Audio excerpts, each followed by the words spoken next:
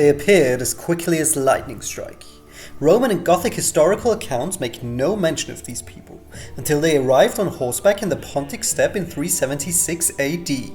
Only months later, thousands of Goths would be fleeing their homeland, to get as far away from them as possible. These new arrivals to Europe would terrify the continent for more than a century. We are, of course, talking about the Huns. The Huns were a nomadic people, arriving to Europe from the east in the 4th century AD.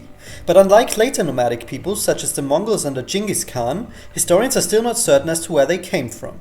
This is also due to the fact that no Hunnic accounts of their history exist. In fact, today we only know 3 words of the Hunnic language. One theory states that the Huns likely originate from Central Asia.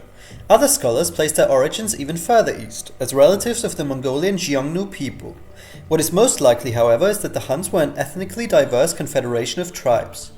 What is well known is their terrifying reputation. The Romans, for example, speculated that the Huns were a punishment of God for their sins, and referred to their king Attila as the Scourge of God. While the Huns definitely caused a huge amount of damage throughout Europe, their reign of terror in historical terms was relatively short-lived. Only about 100 years after their arrival, a series of defeats as well as the death of Attila's son Dengisich led to their fading into obscurity and assimilation into other nomadic tribes. Now, as always, thank you for watching, and if you enjoyed the video, please leave a like, comment and subscribe to the channel.